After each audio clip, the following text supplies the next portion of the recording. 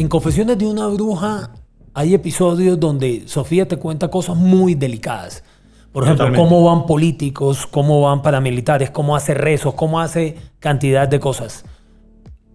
¿Cómo accede ella a, entre comillas, violar esa pequeña reserva con sus clientes a contarte cosas? Por dos razones. O están muertos o presos, o dos, porque le dijeron, puede contar pero no me nombre. Ok. Y por esa razón duramos 20 años, entre otras cosas, ¿no? Porque muchos de ellos, ella tuvo que decirles, dame permiso de contar esto porque esto es algo que el país debe saber, ¿sí? Especialmente lo que tiene que ver con temas de fiscales, de políticos, de poderosos, ¿no? Transversal, un podcast de Alternativa. Cualquier ciudad, en cualquier calle de Colombia, en cualquier pueblo, uno encuentra mensajes alusivos a la brujería. Es algo que en Colombia se es adicto, la gente cree en las brujas, sean buenas o sean malas, la gente cree en el indio amazónico, la gente cree hasta en Te regreso el ser amado, arrodillado además, que es una cosa increíble, no sé para qué quieren que le regresen el ser amado arrodillado, pero bueno. Pero el tema de la brujería es constante, es constante. Hay gente que cree en eso y lo usa para todo tipo de cosas, para adivinar su futuro, para saber cómo le va a ir en la carrera profesional, para obviamente saber cómo anda con el ser amado, para muchas cosas, hasta para hacerle daño a otras personas. Mario Villalobos es un periodista al que tengo el gusto de conocer hace muchos años, un amigo, y Mario ha ganado premios Simón Bolívar, si no me equivoco son 2. 3 Simón Bolívar. ¿No son muchos? Bueno, no sé. Son pocos. Normal, creo yo. Yo creo que, bueno, ojalá vengan más, pero 3 son, creo que chévere, suficiente. Un periodista reconocido, radio, prensa, televisión. Mario, qué gusto tenerte hoy en Transversal para hablar del tema con el que arranqué este episodio. Hablemos de brujería un ratico. Humberto, un gustazo. Siempre venir a donde uno se siente en casa con los amigos y charlar más que una entrevista que es tan... Uno siempre, reportero, es incisivo y está detrás de algo, y las charlas de los podcasts tienen ese encanto, que es una charla, es una conversada sabrosa. Estar aquí para hablar de un tema como eso, pues siempre va a ser bacano.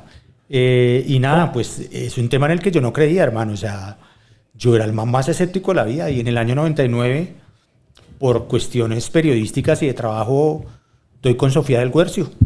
Fui a hacerle una entrevista, y al final de la entrevista ella me dice, ven que yo te quiero echar el tarot. Y yo le dije, no, mira, mil gracias, yo de verdad no creo en eso, yo soy perfectamente escéptico, ¿no?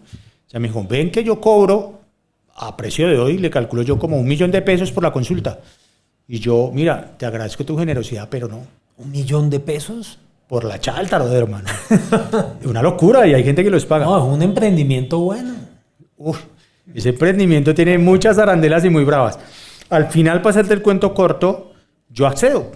¿Accedo por qué? Porque me dice, para mi sorpresa, mira, no seas necio, ven y hablamos de tu mujer y tu hija. Y yo me quedé como vivienda de interés social, hermano, de una sola pieza. Porque ya no tenía por qué saber de mi vida.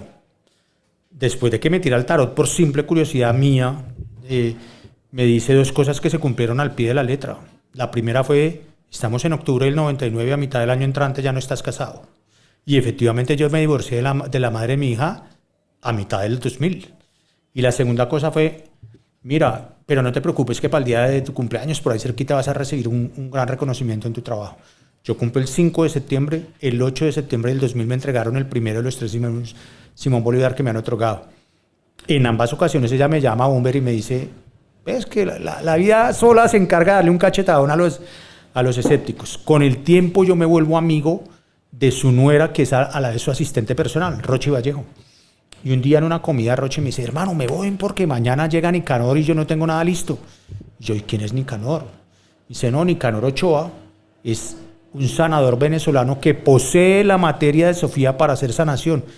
Y yo dije, pero ¿qué clase de locura es esto? O sea, tú pensabas era en Nicanor Restrepo. Sí, yo pensaba en un tipo de alto perfil, ¿sí? Y me dice, como tú no crees y eres el escéptico mayor, pues te invito mañana para que veas. Al otro día yo voy y a media tarde la bruja sufre una especie de convulsión, y cuando vuelve en sí, tiene la voz de un hombre, habla como un hombre con un acento venezolano marcadísimo. Y la estaban esperando 3 o 4 personas que ya venían en un proceso de sanación. Ella empieza a fumar su tabaco y a echarles el humo en el cuerpo donde supuestamente están enfermos, y varios de ellos me dicen, no, es que yo tenía cáncer y ella me sanó. Y yo decía, ¿esto qué es? Y cuando ya vuelve Sofía a ser Sofía, es decir, que Nicanor se sale de su cuerpo, yo le digo, cuéntame esa historia. Me dice, no, es que a mí desde pequeña me posee Nicanor para hacer sanación, pero a mí lo que realmente me gusta es la brujería negra, y toda mi vida me he dedicado a eso. Y yo, ¿qué? Y ahí empieza Confesiones de una bruja, que es este proyecto en el que invertí yo 20 años, de visitas en campo a ella, a verla hacer cosas que yo jamás pensé que sucedían. Y no, Mario, ¿si es verdad o es una estafa? Porque decir que una bruja puede curarte de cáncer es algo... Yo te juzgo. O sea, no sé, estuviera ella en la clínica Mayo analizándola cómo cura gente, ¿no? Sí, claro, o sea, a juzgar por lo que yo vi, Humber, es alucinante. Es una cosa alucinante porque es la pelea eterna entre ese escepticismo del que debemos hacer gala los reporteros versus lo que tus sentidos están viendo. Exacto. Entonces, la frase es manida y es un lugar, digamos que es un lugar común, pero de que las hay, las hay. Totalmente. Yo no creía. Yo conozco varias. No, claro. Pero no cobran. Y uno cuando empieza a narrarme la historia de su vida y empieza a contarme que trabajó con narcotraficantes, paramilitares, guerrilleros, fiscales, políticos, cantantes, yo ahí identifiqué una historia muy épica, digna de ser contada. Y empecé ese proceso de contarla y de hacer no solo la reportería en campo con ella, que me contara su historia y verla hacer sus sortilegios, sino además de buscar fuentes alternas que me confirmaran esas historias. En Confesiones de una bruja hay episodios donde Sofía te cuenta cosas muy delicadas. Por ejemplo, Totalmente. Cómo van políticos, cómo van paramilitares, cómo hace rezos, cómo hace cantidad de cosas. ¿Cómo hace ella a, entre comillas, violar esa pequeña reserva con sus clientes a contarte cosas? Por 2 razones. O están muertos o presos, o 2, porque le dijeron, puede contar, pero no me nombre. Ok. Y por esa razón duramos 20 años, entre otras cosas, ¿no? Porque muchos de ellos, ella tuvo que decirles, dame permiso de contar esto porque esto es algo que el país debe saber, ¿sí? Especialmente lo que tiene que ver con temas de fiscales, de políticos, de poderosos, ¿no? Que también son, digamos, eso es parte del encanto del libro. ¿Cuál te pareció el más memorable de esos episodios? Yo creo que todos, pero el que a mí más digamos como que más me impresionó fue llegar un político top, Humberto, un político top. Llegó el hombre, dejó la escolta a unas cuadras, llegó con gafas oscuras, mirando para todo lado, que en la casa de ella no hubiera cámaras grabándolo, y le dice, no, mire, yo vengo a que usted me ayude porque me la recomendó un colega. Y ella le dice, pues hay que leer el tarot para ver qué le pasa. Lee el tarot y le dice, venga, dígame, ¿usted es político, sí o no? Y el man se pone rojo y le dice, sí. Y termina confesándole que quiere que vaya, pero no quiere que le ayude solamente en temas políticos, sino en temas de amor. Y la bruja caramba. mira el tarot y le dice, sin filtro, Humberto, le dice, doctor, qué pena, el tarot me está diciendo que usted tiene pareja o no pareja. Y el tipo termina por confesarle que efectivamente es gay, lo cual ni más faltaba, no es delito, pero él públicamente era uno de los tipos que defendía la familia que llaman óptima, la familia ideal, de padre, madre, y era no homofóbico, pero sí era muy firme en sus convicciones. Y le pide 2 cosas, Humberto. Por un lado, que el amor de ese hombre del cual él está enamorado fluya, porque además ese hombre es su secretario personal, una especie de Rasputín, que le garantiza las mayorías en la comisión en la que él está para que pasen los proyectos de ley.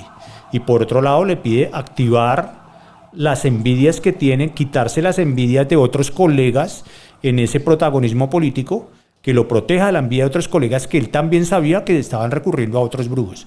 Entonces ese es un político top de este país, que cuando la gente lea, los lectores que son bien perspicaces, que saben leer entre líneas, se van a dar cuenta muy fácil de quién estamos hablando. O sea, a todo lo de que de por sí hacen en el Congreso, además ahora sumémosle brujería. Sí, claro, y no es el único, digamos, para este primer volumen, porque esperamos contar muchas más historias en un segundo volumen, escogimos entre otras cosas ese, porque tenía un componente humano muy fuerte, y era que el tipo estaba enamorado hasta los tuétanos de su secretario personal, y hubo un momento en que le dijo que si quería mantener la relación debían lanzarse, este político famoso debía lanzarse a la alcaldía de una ciudad con la que él no tenía el mínimo vínculo, o sea, no tenía maquinaria, no tenía gente en la zona. Le dijo, es una locura. Y dijo, si tú quieres que mantengamos este amor, tienes que lanzarte a esa alcaldía porque es mi tierra y yo quiero mandar en mi tierra. Y ese político vivía enloquecido, desesperado, diciéndole a Sofía, póngame este man bajo orden, y pagaba millones de pesos en efectivo para que eso pasara. Y pasó. Lo que pasa es que al final la relación se rompe porque él dice, no, es una locura política. Si yo me lanzo a la alcaldía de la ciudad de mi amante, pierdo lo que ya tengo avanzado en el Congreso. Y ese señor llegó a las altas esferas del poder. O sea, perdió su amor con todo el dolor de la vida, pero llegó a donde quería llegar políticamente. Hay algo que me llama la atención, y es que muchas veces la gente va donde la bruja, y dime si me equivoco, si en Confesiones de una bruja o todo el tiempo que estuviste con Sofía puede ver que muchas veces la gente va a donde la bruja a que le haga más como terapeuta, como psicoanalista, para que sienta, háblame, o sea, van más a ser escuchados. Sí, Humber, eso es una terapia. Realmente le pegaste al perrito. Es efectivamente que la gente hace catarsis en una, llamémosla consulta. Una sesión, sí, es una una consulta. sesión. Y ella escucha, y te lo digo porque pasé 3, 4, 5 años todos mis fines de semana, que en esa época eran lunes y martes, y luego posteriormente sí sábados y domingos, por efecto de mi trabajo. Yo vi decenas de consultas donde, con permiso de los clientes de ella, uno veía cómo llegaban era a hacer catarsis de sus problemas, a llorar, a desesperarse, con la ilusión de que ella en el más allá les iba a solucionar lo del más acá. Sí, entonces tiene mucho de convicción, pero indudablemente detrás de eso hay una energía y un poder que todos soslayamos y despreciamos, pero que créeme que funciona. O sea, allá hay una historia de una altísima ejecutiva de un banco muy importante, que llega y le dice, mire, estoy en problemas con mi pareja, por favor ayúdeme. Ella le echa el tarot y le dice, usted es la amante de ese señor, él no es su esposo, ¿sí o no? Y la vieja le dice, sí. Y finalmente esta señora se enferma gravísimamente, los médicos no le hallan nada, y Sofía le dice, a usted le hicieron una brujería negra así, así y así, y hay que tumbarla. Esa señora, estamos hablando de un banco prestigiosísimo y de una ejecutiva muy conocida a nivel nacional, que prácticamente no tomaba ni una decisión, óyeme esto, ni personal, ni de negocios. Sin pasar primero por ella. Era una señora que iba a que le leyera el tarot la bruja 3 veces por semana. Estamos hablando de una mujer que manejaba uno de los bancos más importantes de este país, que tomaba decisiones de miles de millones de pesos sobre lo que le dijera la bruja, prendiendo un velón conjurado. De ese tamaño es la credibilidad. Es increíble eso, ¿no? Sí, es increíble, pero pasa, hombre. Y la señora volvía por una razón, y es que le funcionaba. Ella le decía, Sofi, gracias. El negocio de X y Y, Z cosa, que era un negocio estratégico para el banco, me funcionó porque tú me ayudaste. Entonces, yo no sé si es un placebo mental, también, ¿no? Cabe esa posibilidad, pero llega un punto en que una persona preparadísima como esa termina tomando decisiones estratégicas de miles de millones de pesos basado en lo que le dice el tarot de una bruja. ¿Funciona o no funciona? Bueno, ahí te dejo ese trompo bailando en la uña. Pero de que las hay, y de que pasan cosas, pasan cosas. Yo vi, de hecho, episodios bizarrísimos de gente expulsando, vomitando cosas absolutamente impresionantes que mis ojos no daban crédito. Y Sofía me decía, tú nunca vas a dejar de ser incrédulo, Mario. Yo le decía, Sofía, yo soy reportero.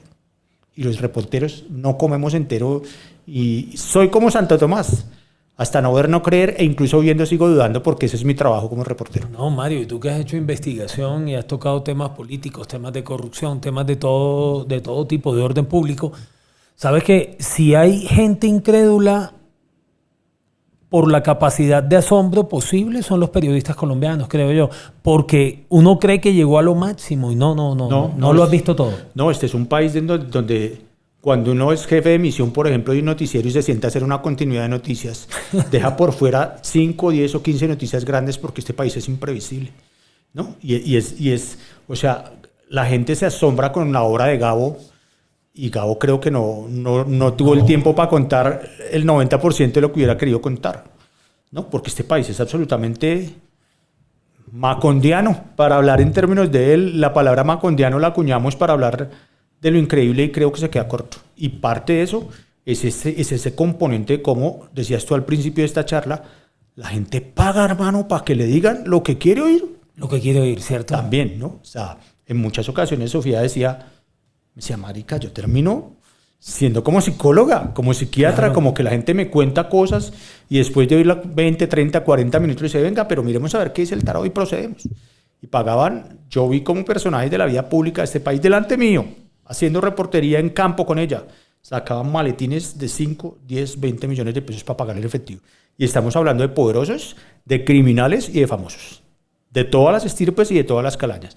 Y mi mayor sorpresa era ver gente a la que yo creía más allá del bien y del mal, en términos económicos, sociales y de poder, yendo a resolver cosas personales y de trabajo, basado en lo que una mujer les decía. ¿Cómo es Sofía?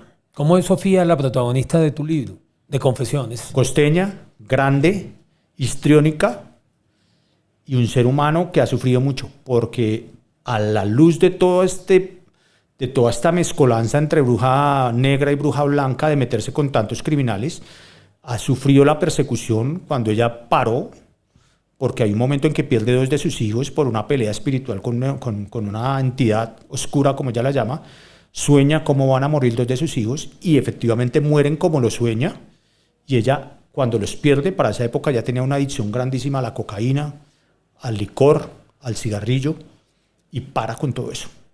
Pero como en la mafia uno no se puede salir, Humber, esos criminales empiezan a decirle, no, tía, o sea, perdóneme, ¿cómo así que usted ya no me hace lo que yo necesito que me haga? ¿Y cómo así que ya usted se me va a perder del mapa si es que usted conoce quién soy yo?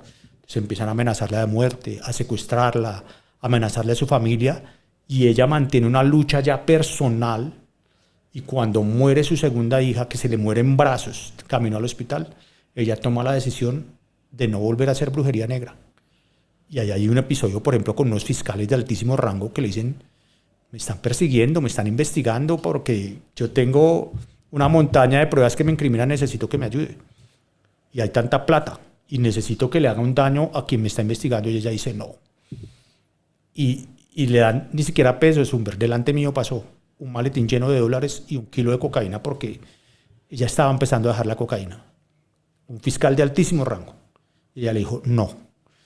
¿Tú te imaginas lo que significa perder 2 hijos, ser adicto y tener la fuerza de voluntad de decir no más? No más, es bastante duro. Ahí hay un drama humano que el libro escudriña también y que es muy aleccionador. Al final ella se redime, no voy a alentar lo que ustedes van a leer, pero ella se redime y entiende, muestra la dimensión de la fragilidad de un ser humano que más allá de todo ese poder avasallador del cual hace gala, créanlo o no lo créanlo, sí, creer o no creer, eso es una acción personal, pero más allá de eso, es cómo ella se postra personalmente, cómo pierde 2 hijos, cómo la amenazan de muerte, cómo vive en vilo constante pensando que va a morir y va a dejar su familia ahí. Ese es un drama humano que también lo invita a uno a decir, carajo, detrás de esto hay una persona con piel.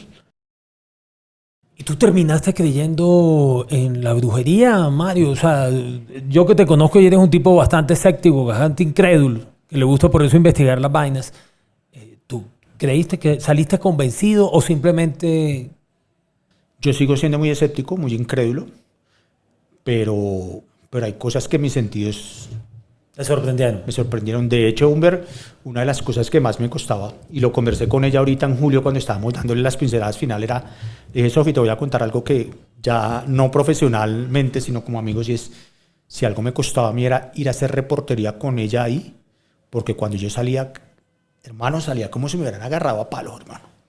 Yo sentía una energía brava, muy pesada, pero había cosas absolutamente absurdas, bizarras, como que cuando a ella la posee el sanador venezolano, que es el 13 de cada mes, su casa huele a flores, inexplicablemente sin haber flores. Yo no sé hasta qué punto es sugestión, yo no sé hasta qué punto el más allá, pero cada uno cuando lee tiene la decisión de creer o no creer. En el caso mío, yo seguiré siendo escéptico porque soy reportero, Humber. pero hay una cantidad de cosas que mi lógica mental no puede explicar. Y es increíble que en Colombia se crea mucho en eso. O sea, Total. digamos, estamos aquí en Bogotá y en Bogotá caminas por una calle y ves tú el aviso de que aquí está el auténtico indio amazónico, el llanero, claro, no sé qué vaina. Claro, mira, una de las cosas que ella siempre le dice, o le decía a sus clientes, igual ella está activa todavía, ¿no? Hace algunas cosas y hace trabajos ya no negros, sino lo que llama trabajos de protección, de brillos de auras y esas cosas. Pero ella siempre le decía a la gente, cualquier brujo que le prometa a usted que en 24 horas, como decías tú al principio, le trae rodillas el ser amado, le está mintiendo de cabo a rabo. Eso no pasa.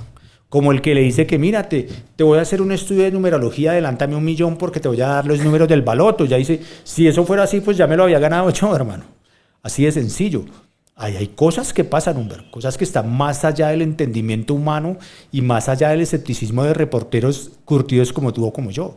¿Sí? Pero dice uno, si a eso va una persona que no ha tenido la oportunidad de formarse, de ir a la universidad, de tener cierto tipo de relevancia social o política o económica, pues uno dice, bueno, esa persona es mucho más voluble, más influenciable.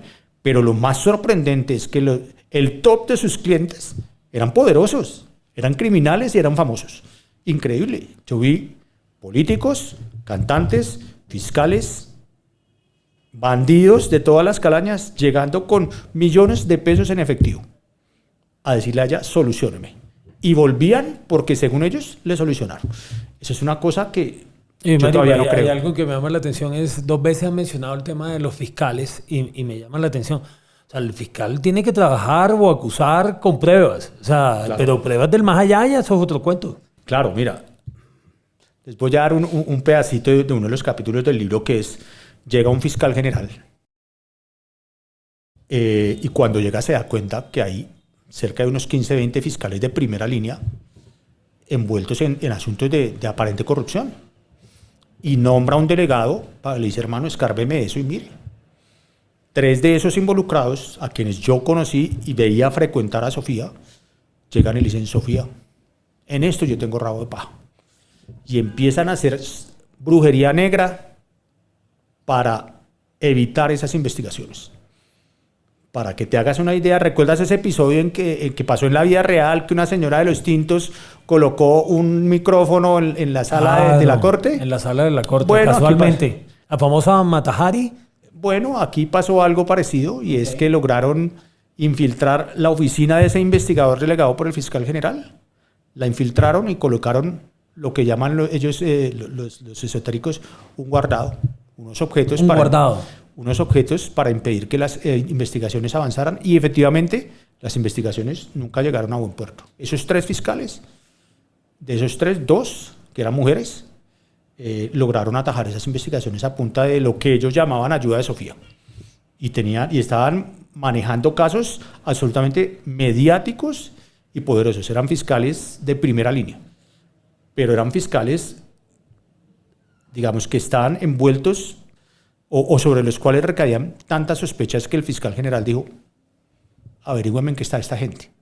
¿No? Y uno dice, estamos hablando de un fiscal, Humberto, de lo que tú dices, un man que toma decisiones como pedir que manden a alguien a la cárcel, pedirle a un juez vaya a guardia a fulano o a mengano.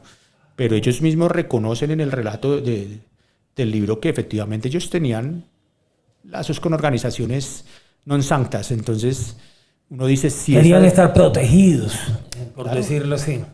Claro, entonces lo que ellos mismos reconocieron en su momento era que efectivamente tenían, digamos, relaciones con organizaciones eventualmente al margen de la ley y con personajes controvertidos y sabían que tenían rabo de paja y por eso le dijeron, venga, ayúdeme porque donde se me sepa todo esto, fiscales que uno veía llegar, Humberto, porque me consta, en carros de altísima gama que no se pagan con el sueldo de un fiscal, claramente.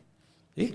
Eso es lo mejor de la historia. A veces uno ve hasta oficiales de policía que sabe que el sueldo no les alcanza para eso y los ves en camionetas Porsche, en camionetas Mercedes, que no se justifica el salario. Yo veía a esos 3 fiscales de las historias narradas en el libro llegar en carros de altísima gama a consulta con ella.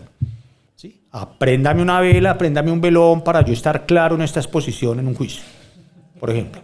Si uno decía, Creo que es esta locura. Estamos hablando de un tipo O sea, que... que el hombre después iba al juicio, iba a la audiencia y estaba... Sí, un fiscal le pide Se a un sentía juez... respaldado. Claro, entonces un fiscal tiene la potestad de pedirle a un juez guarde a Mario Villalobos por corrupto. Diría uno que debería tomar esa decisión basado en pruebas, ¿sí? Y ese fiscal dice a Sofía, hágame un velón para que yo mañana en mi exposición esté claro, por ejemplo. O hágame un velón porque yo tengo guardados con gente al margen de la ley. Hágame un velón para que eso no se me descubra. Y ella, que en esa época era la mujer más adicta al dinero, por plata hacía lo que fuera. Entonces, la bruja estaba en su entero derecho de hacer su negocio, pero lo que resulta para uno absolutamente bizarro, Humberto, es que un tipo como un fiscal de alta dignidad tome decisiones sobre la vida de una persona que está acusada ante la justicia con base en lo que le haga o lo diga una bruja. Pero de ahí para allá empresarios famosos, etcétera. ¿A ti no te parece que todo ese tema de la brujería también, o sea, que mencionas en tu libro, también va muy atado al componente de corrupción que sufrimos los colombianos? O sea, sí, totalmente, totalmente. Es que yo creo que eso está en el ADN del colombiano de querer resolver por las malas todo. Sí, o sea, un día un amigo me decía, ¿tú sabes cuánto se demora uno en educar a un colombiano? Pues, marica, una generación, 2, 3. Me dijo, no, 5 horas. Y dije, ¿cómo así? Me dijo, lo que demora un vuelo Bogotá-Estados Unidos. Un colombiano llega y pisa territorio estadounidense, respeta la ley, cruza por la cebra, respeta los límites de velocidad, pide favores, no se cola en una fila, ¿no? Es un tema que es y dentro de ese collage del ADN nuestro, de españoles, de migrantes, de palestinos, de mucha gente que llegó de Asia y de África y de Europa, pues está esa vaina ahí presente que no se va a resolver nunca, es un rompecabezas que no vamos a armar, ¿sí? De hecho, esos fiscales, por ejemplo, están seriamente comprometidos en temas de corrupción.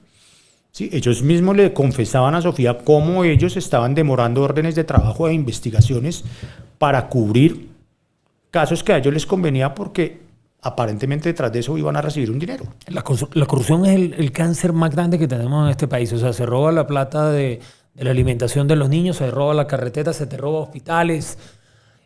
Hace poco vimos cómo el propio presidente de la República salió a dar recompensas para decir, venga, si conocen a alguien que esté comprando votos, digan. O sea, es un caso muy teso, o sea, en Colombia. Sí, es una de las cosas más desconsoladoras de ser reportero es eso, que mi trabajo es investigar para que las autoridades tomen decisiones y nunca pasa nada. Y nunca pasa nada. Si uno ve cosas tan delirantes como las que citas o como pensar en pagarle a alguien para que no delinca $1 millón de pesos, y uno dice, sí, o sea, esto no es un tema de ideología política, eso es un tema de percepción del sentido común.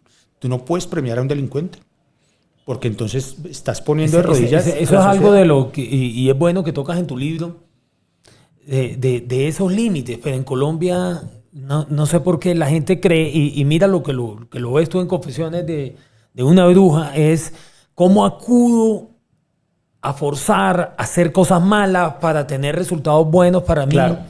Y eso es lo que vemos con la delincuencia en este país. O sea, dame garantías y dame premios para yo no hacerte daño. Entonces, especialmente los criminales, Humberto, que saben que están al margen de la ley, que saben que están delinquiendo, van y resuelven en la brujería lo que no pueden resolver con un soborno, por ejemplo.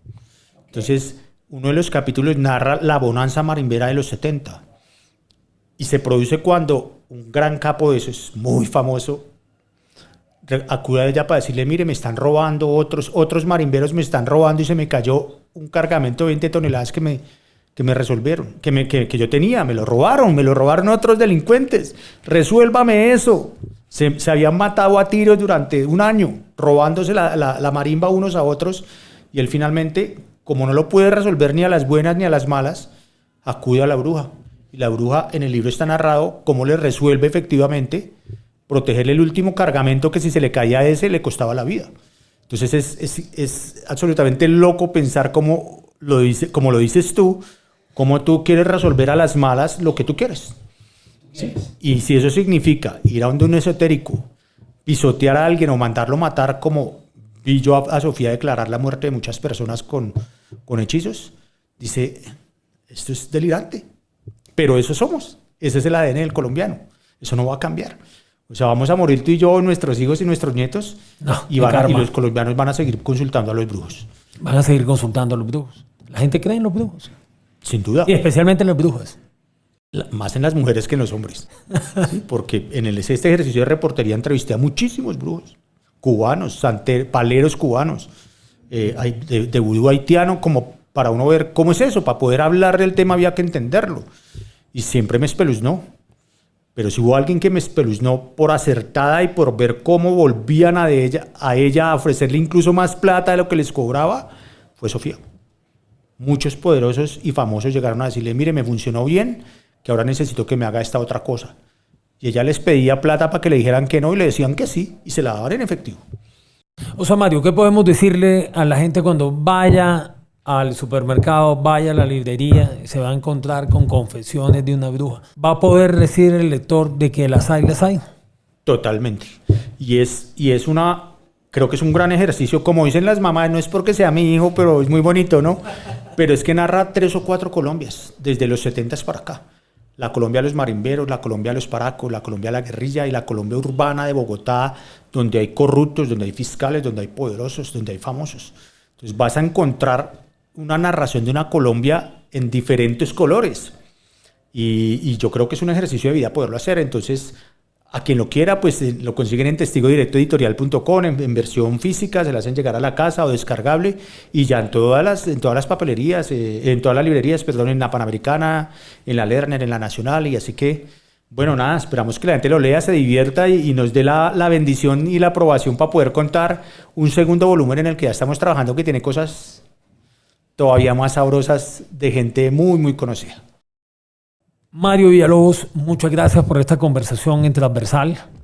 Y, hombre, siempre es un gusto estar con un amigo y charlar con un amigo y conocer el lanzamiento de un libro en el que trabajó décadas. Sí, señor. No, un gustazo, Humber. El cariño de siempre, la admiración no se pierde. Y en este proceso de estar promoviendo el libro, uno ha sido muy incómodo estar de este lado, ¿no? Sí, siempre claro. he estado preguntando y ahora responder es un poco intimidante y complejo, pero cuando es con un parcero... Y hasta pensarás por dentro, ¿y este huevón por qué hace esa pregunta? No, pendejo, ¿sabes? No, más allá de eso es el susto que uno siente, ¿no? Ahora entiendo tanta gente que uno, como reportero, tuvo que insistirle, pero cuando se trata de un amigo en una casa amiga, pues se siente uno la comodidad y se suelta y cuenta, digamos, cosas muy bacanas. Así que nada, aquí estamos y bueno, que lo disfruten, que lo lean mucho y que se den cuenta de que las hay. Ok. Muchas gracias, Mario.